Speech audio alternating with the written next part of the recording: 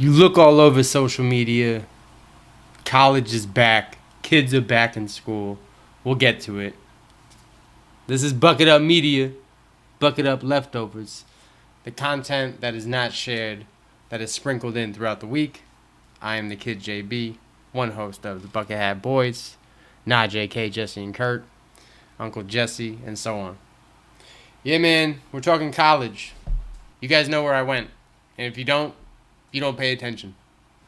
I went to Arizona State University. Ball so hard, you. You gotta admit, that's probably the coolest nickname for a college ever. That was done by T Sizzle. Okay? Terrell Suggs. If you remember him, he played for Arizona State. Ball so hard University. Before we get to it, I want to speak on something. Social media is fake. I think we've talked about this. When social media originally started, people were just putting themselves in the best light, right? So girls were taking the best picture of themselves. Dudes were getting the best lighting to make their muscles big, whatever it was. Now people just fake things, like actually fake things. Fitness guys on social media use fake sets of weights to make it look like they're lifting a lot more than they really are. People use fake prop money and so on. We talked about that last episode. One thing I want to push back on is the college culture that they're trying to promote. This idea of like, oh, in a couple months I'm going to be poolside and just hanging out with my friends and going to parties. That's part of college, yeah. But the real ASU student was your boy. Somebody that worked full time during college. So when they're not at school, they're at work.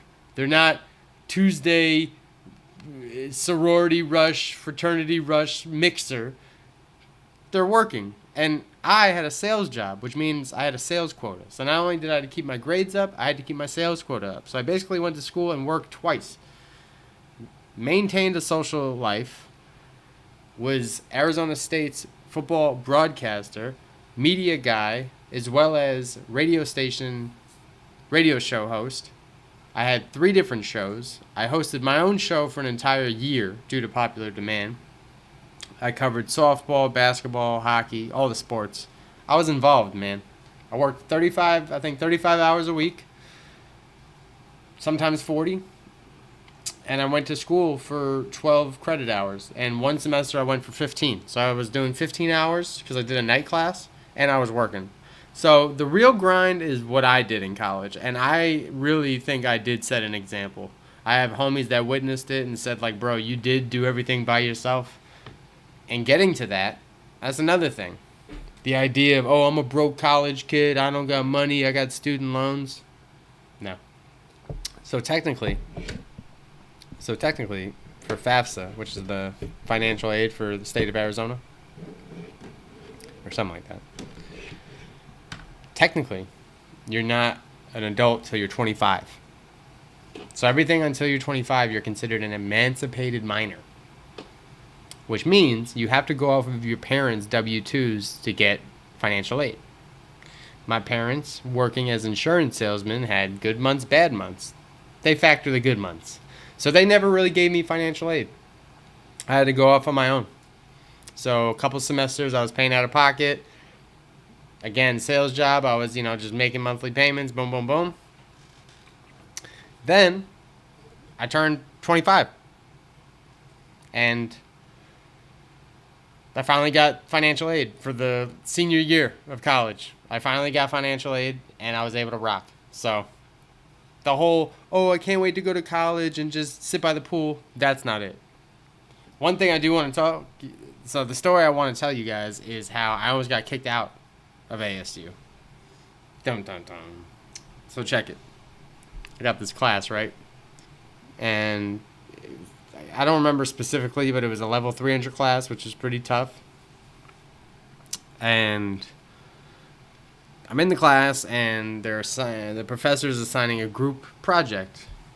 And I guess I forgot what it was. Wait.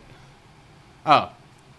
So the professor was assigning group projects, and the way where I was sitting, there's only one dude next to me, and people just paired in groups of 4, and I was left out. So the professor, it was pretty embarrassing, but the professor was like, hey, Jesse doesn't have a group. Who wants Jesse in their group? Nobody said anything. Not one person, bro. And I was like, you guys for real? Like, okay. It made me feel bad. But then my homie David, who I'm good friends with, was like, you can be in my group. I don't really, but he didn't have a group. He was by himself too. He just didn't say anything. So that he's like, I don't have a group though. And they're like, all right, well, David and Jesse need a group. So then these two other girls were like, we don't have groups either. One of the members of the group was this woman named Lydia. Now, for everyone that went to college knows, there's always an older lady or gentleman that's finishing their college degree after many years of being out of school. Maybe life got ahead of them, family, whatever. It's admirable. It's cool to see, but it's there. So we had this woman, Lydia. She was like in her late 40s, maybe early 50s. I'd say late 40s. Or early 40s. I really don't know. I was in my 20s, so who knows. And she was super eager. And mind you, me and my boy David were chill and kind of checked out and didn't really want to do the project. And this may have been senior year because I think this was a level 400 class now that I think about it. And we had senioritis, so we were like, you know. And this woman Lydia was like, "Hey, I'll do the whole assignment. Don't worry about it." Me and David light up and we're like, "All right, like say less, right?" So we, me and David, you know, Lydia basically says, you know, I'm gonna do the whole assignment. I'll let you know when it's done. And we're like, cool. Mind you, Lydia wasn't the best at this class. Like, she didn't know much of the content. Like, a lot of the assignments she didn't have the best grades on. So at first I was like, she's going to do it all? Whatever. I figured a group project, they tend to, you know, give you easier grades and stuff. So she's like, yeah, I'll do it. Okay, cool. So we don't hear from her for a couple days. We have class. She's like, yeah, I'm working on it. Okay.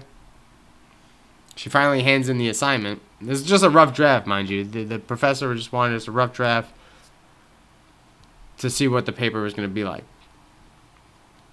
So we get to class, and the professor's like, I need to see this group. I need to see you guys after class. And we figured, like, oh, she might just be busy, so, you know, she just needs to talk to us. We didn't think anything of it. But mind you, she only takes me, David, and then the other girl that was in the class, or in the group, not Lydia. And she was like, who wrote the paper? And not trying to snitch and make it seem like, you know, we got it done by one person. We were like, oh, group effort, we all did it.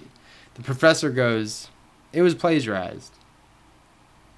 And we all light up, and she goes, and furthermore, you know, I have grounds to kick you guys out of school. And we, like, back up like, whoa, is that deep? It was Lydia. She wanted to do the whole assignment. Like, she was like, I got it. Don't worry about it. I'll let you know when it's done. It was Lydia. And we started snitching hard. Lydia, do you want her number? Like, it was her. And the professor was like, I had a feeling. So I'm going to let you guys rewrite the paper as a separate group. And I'm going to deal with Lydia about it. So then it was awkward because Lydia was like, hey, when do you guys want to meet up again? And we were like, never.